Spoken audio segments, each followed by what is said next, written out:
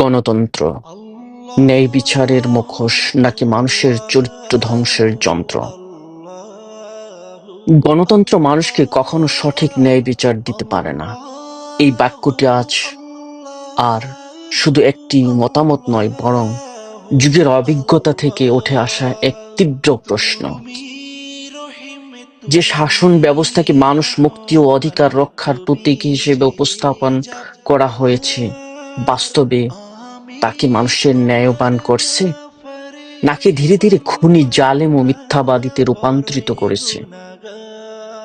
সংখ্যাগরিষ্ঠতার নামে অন্যায়ের বৈধতা। গণতন্ত্রের মূল ভিত্তি হল সংখ্যাগরিষ্ঠতা, কিন্তু ন্যায় কি কখনোই সংখ্যার উপর নির্ভরশীল? যদি অধিকাংশ মানুষ অন্যায়কে সমর্থন করে, তবে কি সেই অন্যায় ন্যায়ে পরিণত হয়? ইতিহাস সাক্ষী, গণতন্ত্র বহুবার অন্যায়কে বৈধতা দিয়েছে, সংখ্যালঘু কণ্ঠ রুদ্ধ করেছে এবং মানুষের জনমত এক মোড়কে ঢেকে দিয়েছে। ক্ষমতার লোভ মানুষকে খুনি ও জালেম বানায়। গণতান্ত্রিক রাজনীতিতে ক্ষমতা অর্জনের জন্য মিথ্যা প্রতিশ্রুতি, ষড়যন্ত্র, চরিত্র হনন, এমনকি রক্তপাতও অস্বাভাবিক নয়। ভোটের রাজনীতিতে প্রতিপক্ষকে শত্রু বানানো হয়, আর মানুষকে ব্যবহার করা হয় কেবল সিঁড়ি হিসাবে। এই প্রতিক্রিয়ায় মানুষ ধীরে ধীরে নৈতিকতা হারায়, বিবেককে বিসর্জন দেয়। জন্ম নেয় আধুনিক জালেম, মিথ্যার উপরে দাঁড়ানো এক ব্যবস্থা। গণতন্ত্র টিকে থাকে প্রচারণার উপর, আর প্রচারণা টিকে থাকে মিথ্যার উপর।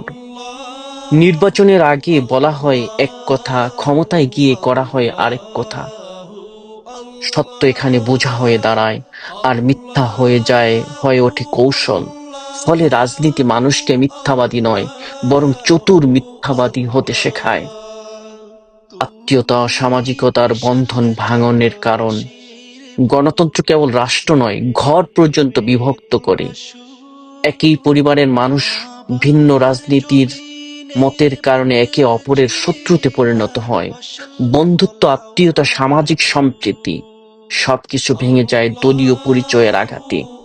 মানুষ মানুষকে আর মানুষের হিসেবে দেখে না, দেখে আমার দল ও ওদের দল হিসাবে। স্বৈরাচারের আরেক নাম গণতন্ত্র। অদ্ভুত শোনালেও সত্য, গণতন্ত্র থেকে জন্ম নেয় আধুনিক স্বৈরাচার। জনগণের ভোটে ক্ষমতায় এসে শাসকরা জনগণকে দমন করে, রাষ্ট্রযন্ত্রকে নিজের স্বার্থে ব্যবহার করে। আইন, বিচার, গণমাধ্যম সবকিছু ধীরে ধীরে ক্ষমতার দাসে পরিণত হয়।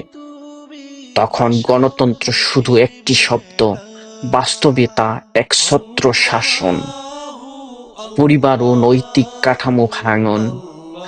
গণতন্ত্র ব্যক্তি স্বাধীনতার নামে এমন এক সংস্কৃতি তৈরি করেছে, যেখানে দায়িত্ব নৈতিকতার ক্রমশ গুরুত্বহীন হয়ে পড়েছে। পরিবারের কর্তৃত্ব নেই, শৃঙ্খলা নেই, মূল্যবোধ নেই। ফলস্বরূপ পরিবারে বিভেদ, সমাজে বিশৃঙ্খলা, সবকিছুই বাড়ছে। গণতন্ত্রকে দীর্ঘদিন ধরে মানবজাতির সর্বোত্তম শাসন ব্যবস্থা হিসেবে ধরা হয়েছে, কিন্তু বাস্তব অভিজ্ঞতা বলে এটি মানুষকে ন্যায়বান করার চেয়ে বেশি করেছে বিভক্ত, লোভী ও নৈতিকতাহীন। ন্যায় বিচার যদি সত্যিই প্রতিষ্ঠা করতে হয়, তবে তা সংখ্যাগরিষ্ঠতার খেয়ালে নয়, বরং নৈতিকতা, সত্য ও জবাবদিহিতার উপর প্রতিষ্ঠিত হতে হবে। প্রশ্ন রয়ে যায়, আমরা কি কেবল একটি ব্যবস্থার নাম আঁকড়ে ধরে থাকব, নাকি সত্যিকার ন্যায়ের সন্ধানে নতুন করে ভাবব? দিনের সূর্য রাতের চাঁদ তারা, আল্লাহু আল্লাহ।